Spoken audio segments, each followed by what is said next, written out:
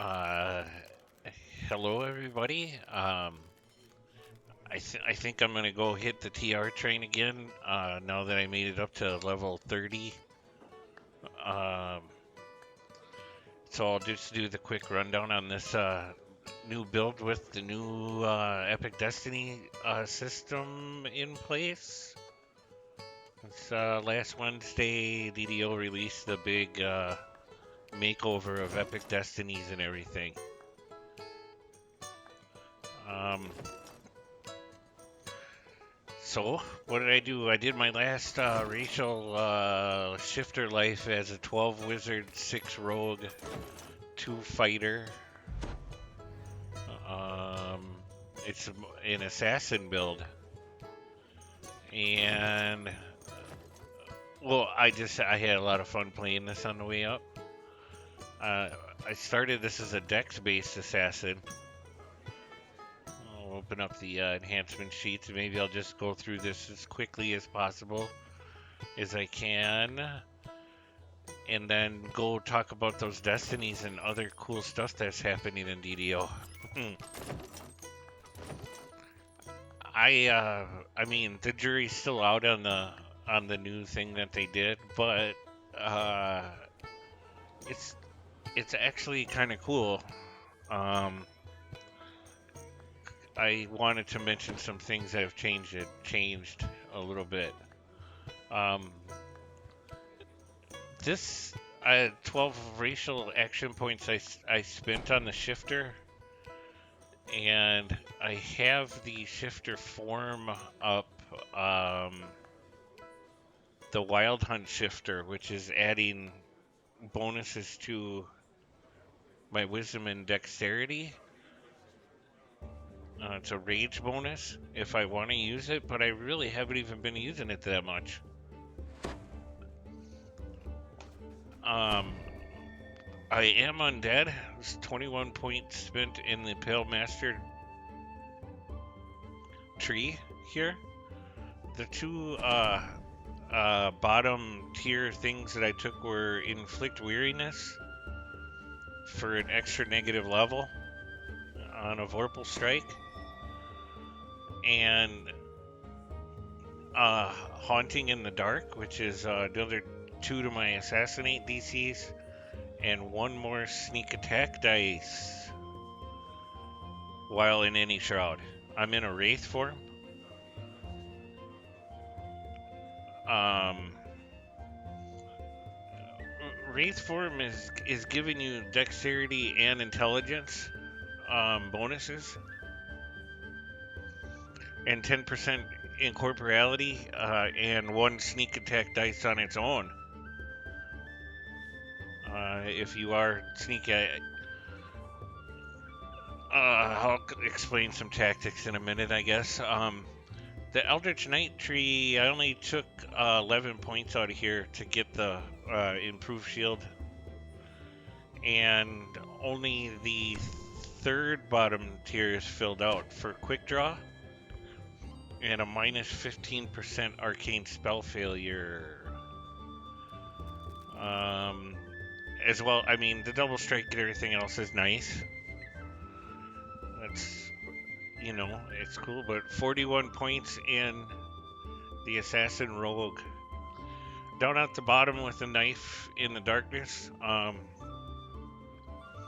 you can use your dexterity to hit with daggers and kukris, and then the next tier for level 3 will get you a dexterity modifier for damage with daggers and kukris. Okay, so I didn't even take this up, even though I could take its Assassin's Trick. This works like a bluff effect almost, if you're quick enough to use it in your cycle. But all in on Assassin. This time, I did take the Heartseeker Poison down here, and it's because up here up in the 5th tier, you are gaining a plus 10 damage if there's enemies that are under the effect of that Heartseeker Poison. So these two work together. It works with any one of the poison strikes, but again, it's almost like this is your first strike if you are going to do just straight up melee. I didn't get to grab the rest of the sneak attack bonuses here, didn't have enough points. There's more sneak attack dice. But all of the awesome things though from this assassin tree, which nobody hardly does, in favor of the knife fighter, Visanthi thing or whatever. You know, since I still got kukris laying in the bank from old DDO, I like to still use them. And that's where the assassin differs from those other dagger builds or knife builds.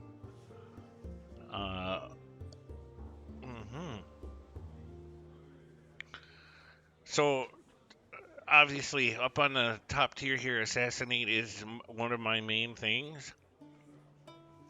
I like the execute strike, but it's best if you can time this out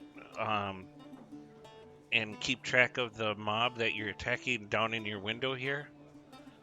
Mine's on the lower right-hand corner, just so I can queue up whatever's going on or what mob I'm attacking to make sure that it's under about 1/3 hit points. It almost works like an assassinate then at that point. Over here in the Falcon tree, I dumped another 8 in just to get +3 to my assassin DCs. I don't really run with the summoned Raven at all for the bonus to spot and listen. I mean, it's just another creature that's ruining animation fun. They should just give it to you as a passive bonus, but that's just my opinion. The summoned bird doesn't break your sneak, but a lot of times I am sneaking and I don't like to have the other thing around me just distracting me when I'm playing in the game. But that's all up to you. I got practice accuracy over here. I like this low-hanging fruit in the falconry tree. +2 hit with weapons and +2 to confirm critical attacks. Anyway, your main stats on this build are dexterity and constitution. You also have to throw in bonus to intel to get your search and disable up if you so choose. So the other way to do that is to just go all in on intel and go into the Harper tree. Because eventually it will give you melee or intelligence to hit and damage if you like. I mean, it's another option. With all these new trees, you can almost make anything. You could almost make a charisma-based rogue if you wanted to with the Fey tree. Like, as long as you had your summon out there. But that, that's all up to you. It's a big change. So I'll close this down. What, 21? 11, 41, 12, because I gotta spend them over here in the racial tree, and then 8 over here in falconry. Okay, the base, like I said, the base stats were dexterity, which I maxed out on the shifter at 18, and I think I put all my points into here along the way, all 5, to get a base of 23. Con pulled up to only a 17 base. Intel was a base 16. Again, I knew I had to do traps. I did not take insightful reflexes on this character as a feat then, knowing I was dex based. I knew that it would be higher anyway. And it ended up like this. Strength was a dump. Charisma was a dump. Base 9. Wisdom dump. It's a bad part with rogues. They got bad will saves. I'm only at like 45 right here. Armor class 161. I did use my shield. I clicked my shield clickies from Eldritch Knight in the bar, so that's a little artificially inflated right now. Attack bonuses are awesome. 59% chance to double strike, like you're close to 60%. Melee attack speeds up to 15%, whatever. Each point of weapon power increases the damage for weapon power. I'm at 105 melee weapon power. Uh, Fortification, because the Wraith form is up to 258, and I have a spell resistance item somewhere, 40. I'm going to open up the plus sign here and show these general combat things on the character sheet. It's pretty dang awesome. The helpless damage bonus is at 35%. Critical hit confirmation bonus 22. Critical hit damage bonus 37. Fortification bypass is at 45%. The main sneak attack dice is at 18d6. It's not as high as what a pure sneak attacker can do, but I like to do that damage and be second usually to a target. Uh, Rogue in Wraith form moves a little slow, so sometimes a lot of stuff will be dead before you get there, but I still like the option of just being able to sneak up and assassinate targets if I'm playing by myself or whatever, or something is being a hassle. And a lot of times I switch back and forth during the combat sequences. Okay, movement, what's that coming in at 149? No, yeah, I think it's best to go over to those Epic Destinies to show what I'm doing. I'm all in on the Shadow Dancer, the Dune Tree. 54 points spent in there. And I'm not even sure exactly what everything is doing. They've improved the Shadow Form, which is it's the Shadow Dancer Destiny Mantle. This used to not work with Wraith Form very well. Like it was counted as a different offensive form, and so you'd be kicked out of Wraith Form if you were in it. But now they're still on. I didn't get booted from Wraith Form when I had this active, but it's gaining you bonuses. Bonuses to your movement speed and sneak attack, your sneak speed, to help you try and move quicker.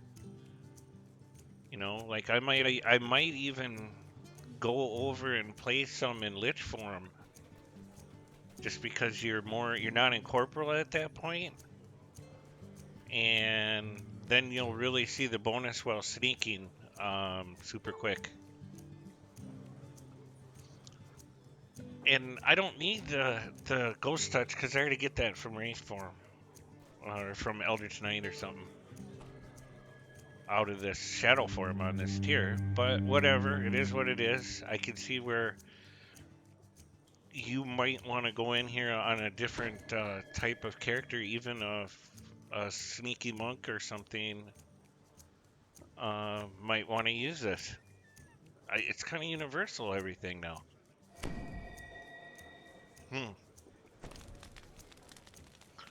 Well, as long as I'm on the subject,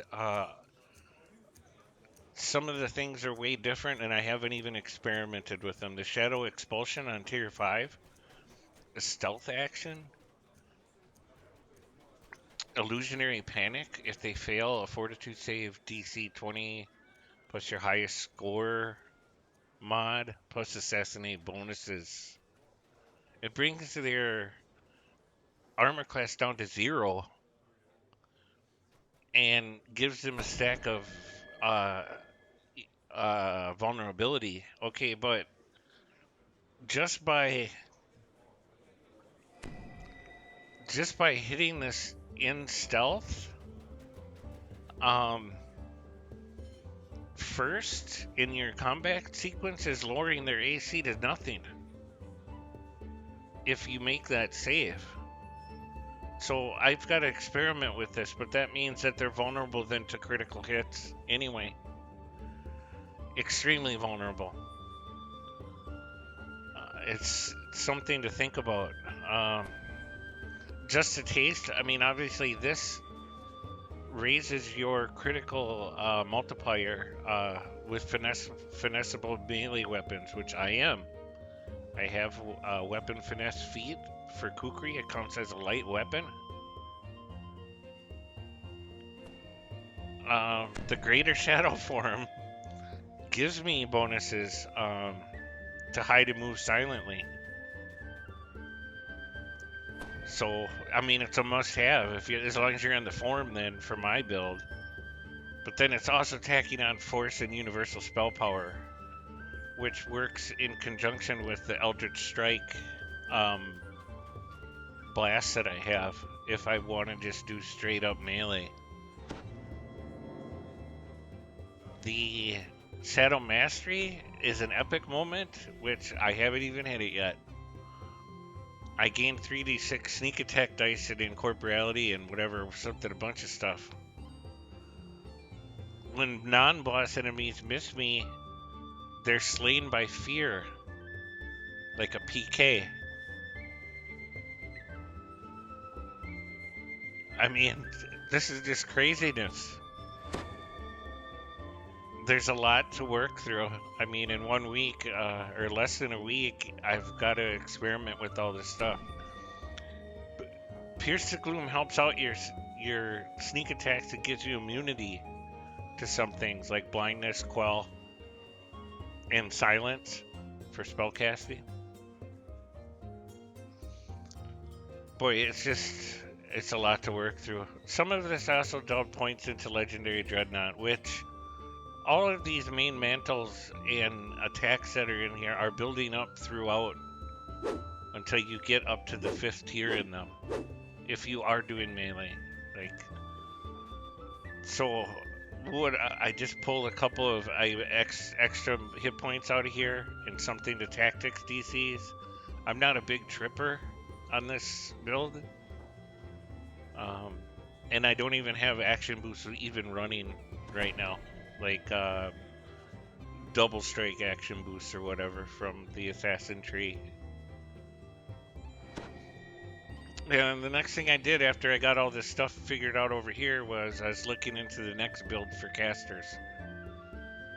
And the main point that I wanted to talk about here is if you were a caster, it used to be important to note which sort of destiny or which type of caster you were. Like if you were a druid, you had a wilderness lore type of caster. If you were a sorcerer, it was arcane lore. If you were a divine, it was divine. Whatever type of spell casting. Well, it looks like out of all these caster trees, even if you call them divine sphere or whatever, there's no listing on the bottom for that. Like I have Exalted Angel opened up here, and it's showing. It shows nothing about that. It only shows the type of bonuses for if you did take it.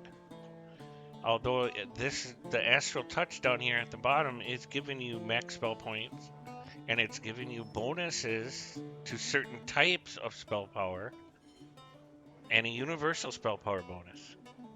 Each core also grants an epic bonus to all DCs. Now, if I switch over to Draconic, which used to be primarily for arcane types, I mean, it's still here. It's saying the same thing. It doesn't even matter if you're a druid and you go in here and do this. What am I doing? I'll just hover over the Black Dragon, which is supposed to be for acid.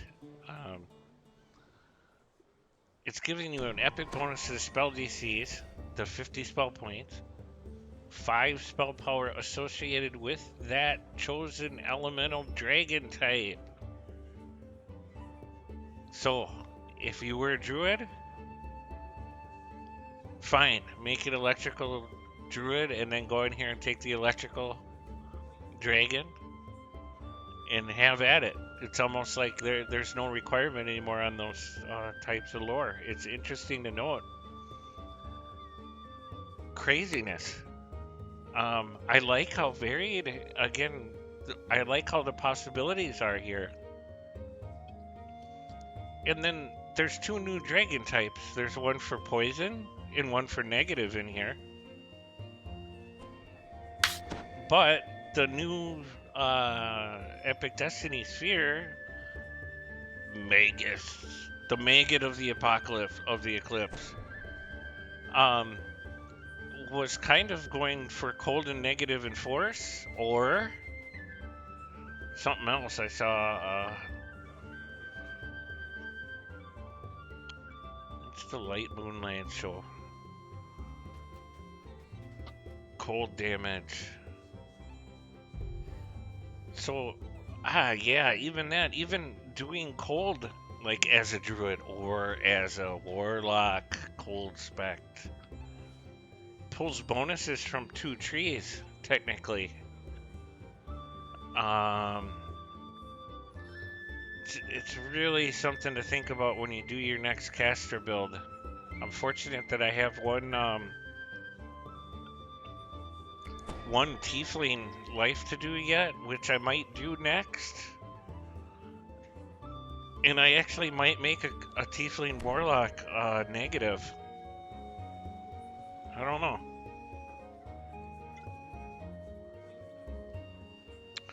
Something down here I wanted to experiment with was this. Let's close that down. This second thing, cold light of the moon. There's two options here. One creates a lingering AoE of moonlight, which deals 3d6 cold damage, plus 2 per caster level to enemies inside the zone for 10 seconds. Or the other option was this cool thing, dark light of the moon. Creates a lingering AoE of moonlight, deals 3d6 negative damage, plus 2 per caster level to non-undead enemies inside the zone.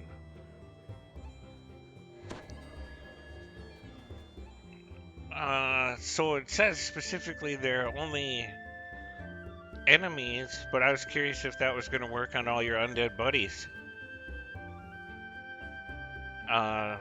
Like you're laying down some kind of healing thing there. This is stuff like this is leading me towards a cold warlock or a negative warlock for my next build. Again, switching back over to the enlightened spirit. Oops, gotta close that.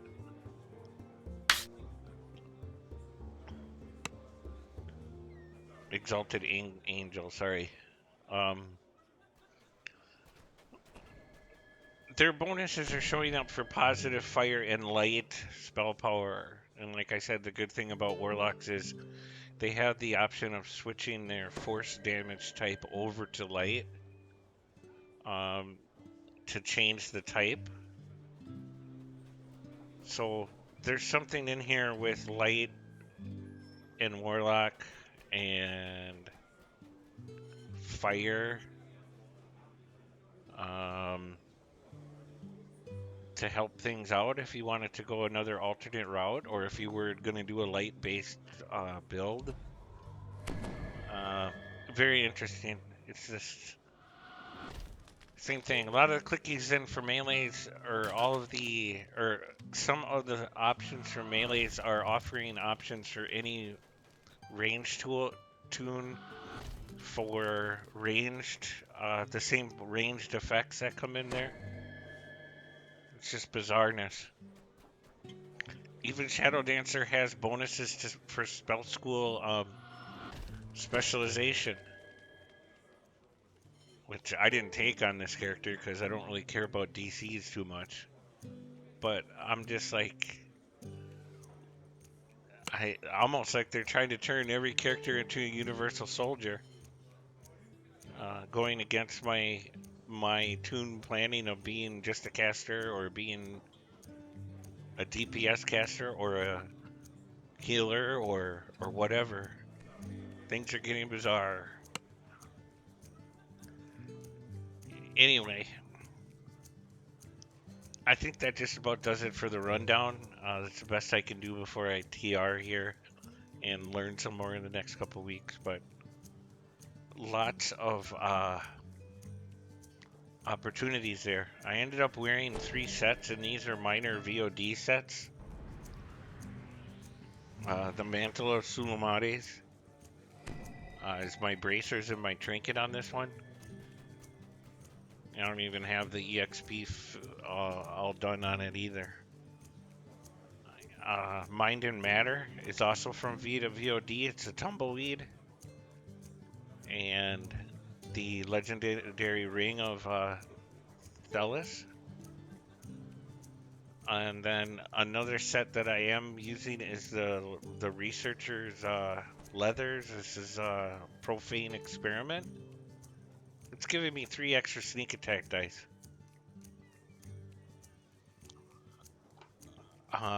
So I have, what, 3 sets, and then the 4th set that I'm wearing is 5 pieces of the shard of the, oh god, what's it called? Veil of Twilight Ender set. So I'm technically wearing 4 sets right now. And I did find a way to make it work. The only drawback is right now I'm having a problem. I had to gear something if I'm going to stay up here to go get search better or put in a search gem maybe. The Profane Experiment set doesn't give me search and uh, disable device bonuses that I like to have if I'm going to go do traps. But that's something I have a slot open up here in the goggles that I didn't put anything in yet. So I might just slot in a search, a raw 19 or item or gem. Also, I'm not bragging, but this has been absolutely wicked. The legendary version of Midnight Greetings for me. They've upped the assassinate base on it to plus 15. And it's only available at level 30. The paralyzation is working fine on it with the 100 DC now. And so if I was going to stay, I might just go get 2 of these to wield all the time. The other weapon that I'm using is a Labyrinthine Edge from Project Nemesis.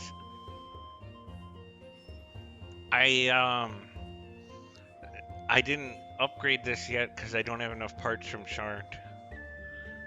But the intent was to slot in the purple slot in this that sovereign purple gem or whatever. If I do decide to stay up here in the next couple days, for a couple more days, I don't know. I might just TR tonight. Otherwise, there's no point in me really upgrading this unless I'm going to come back to this build in the future.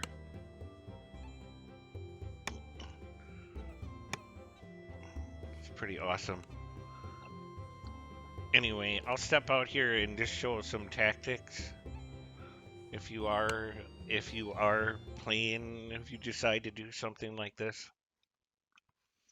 12 levels of wizzy give me all my buffs I want. I don't have I didn't waste a feat on it on permanent haste. I always still just use it by myself.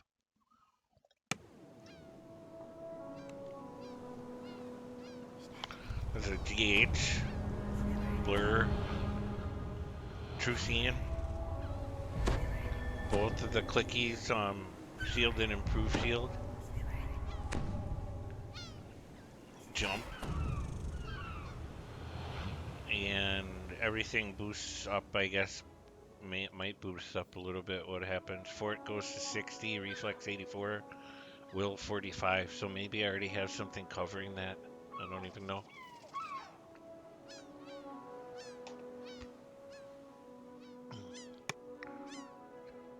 Just I'll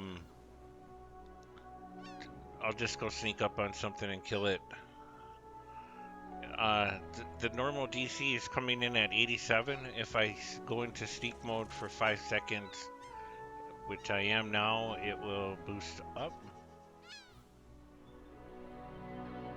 Can't see the thing, the recording symbol's over there, 92. And then if I also pull Yugo Pots,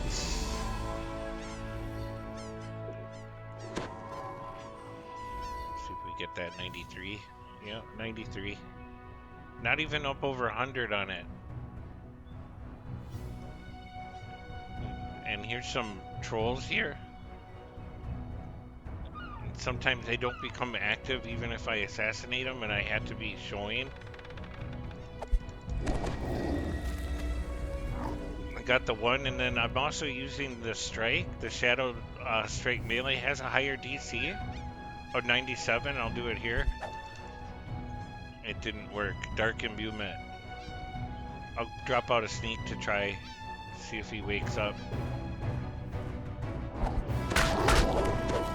And then if I just do straight melee, and it evaporates the character in a minute, or the mob. That's what I don't like about coming out to the Slayer area all the time. It's just like, yeah, some of the mobs, sometimes I'll just walk past them and they won't come up. What else came up here? Salt marsh rats.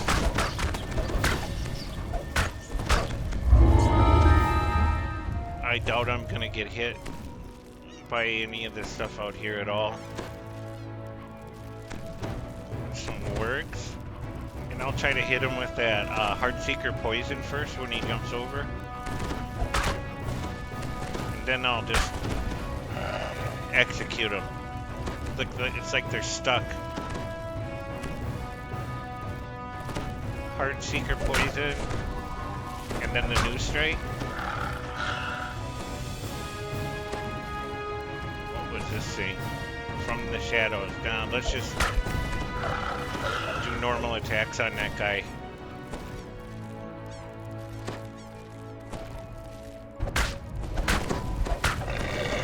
You can see the paralyzation came up there when I hit with Midnight Greetings. Anyway, I think I'll just call this quits on this thing. I have no idea what's going on half the time.